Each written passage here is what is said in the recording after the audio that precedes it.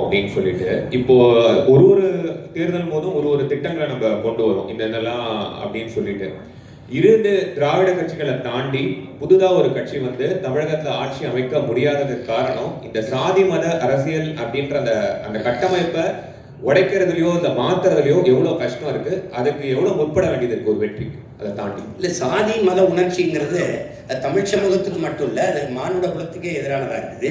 அது குறிப்பாக எங்களுக்கு வந்து பெரிய பேரிடராக இருக்குது. அதனால தான் கடவுள் வெறி சமய வெறி கண்ணல் நிகர் தமிழுக்கு நோய் நோய் நோயே இடை வந்த சாதி எனும் இடர் ஒழிந்தால் ஆள்வது நம் தாய் தாய்ங்கிறது எங்கள் புரட்சி பாடல்.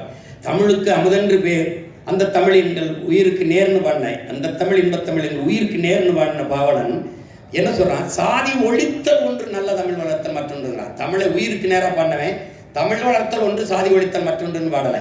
முதல்ல சாதியை ஒழிக்கணுன்றான், நல்ல தமிழ் வளர்த்தல் மற்றொன்றுங்கிறான். அப்போ இதில் ரொம்ப முக்கியமாக நீங்கள் கவனிக்கணும். இதில் என்ன என் அன்பு தம்பிதங்கிகள் என்னை உடன் பிறந்தார்கள் கவனிக்கணும். சாதியே அரசியலாகி அதிகாரமானால் அங்கே சகோதரத்துவம் சமத்துவம் இருக்காது. மதம் அரசியலாகி அதுவே அதிகாரத்துக்கு வருமானால் அங்கே மனிதநேயம் மானுடம்ங்கிறது இருக்காது, சத்தியம். பணம் அரசியல் ஆயுமானால் அங்கே ஒழுக்கம் பண்பாடு இருக்கவே இருக்காது. இது மூணையும் கடந்து ஒரு அரசியலை நம்ம கட்டமைக்கணும். உங்களுக்கு புரியுது? சாதி மத உணர்ச்சிங்கிறது வெறும் மனிதனுக்கு மட்டுமானது, அரசியல் எல்லா உயிர்களுக்குமானது. இந்த எல்லா உயிர்களுக்குமான அரசியலில் இந்த சாதி மதம் மனிதனுக்குமான உணர்ச்சியை கலப்பது என்பது சரி வராது. அதனால தான் நாங்கள் இந்த சாதி பார்த்து போடுற ஓட்டு எனக்கு திட்டு நீ போற்றாதேங்கிறது சாதி பார்த்து இடம் கொடுக்காம மாற்றி மாற்றி கொடுக்கறதுக்கு காரணமாக அதுதான். அதை ஒரு கொஞ்சம் கொஞ்சமாக நீங்கள் வருது. நீங்கள் பார்த்தீங்கன்னா கடந்த தேர்தலில் எங்கள் பொது தொகுதியில் நான் ஆதி தமிழ் குடியை நிறுத்தினோ அங்கெல்லாம் எனக்கு அதிக வாக்கு வருது அப்படின்னா மாறுதில்ல, ஒரு மாறுதல் வருதில்ல.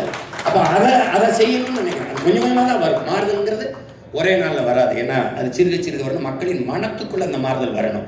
அது நீங்கள் சொல்கிற மாதிரி பெரிய இடையூறு தான் இந்த ஒரு நல்ல அரசியலை கட்டமைக்கிறதுல பெரிய தடை தான். அண்ணா, இப்போ நீங்கள் வந்து பெண்களுக்கு வந்து ஒரு தனி தொகுதி கொடுப்பேன் அப்படின்னு சொல்லிட்டு நீங்கள் முன்வெளி பண்ணியிருக்கீங்க. ஆனால் இங்கேண்ணா பெண்கள்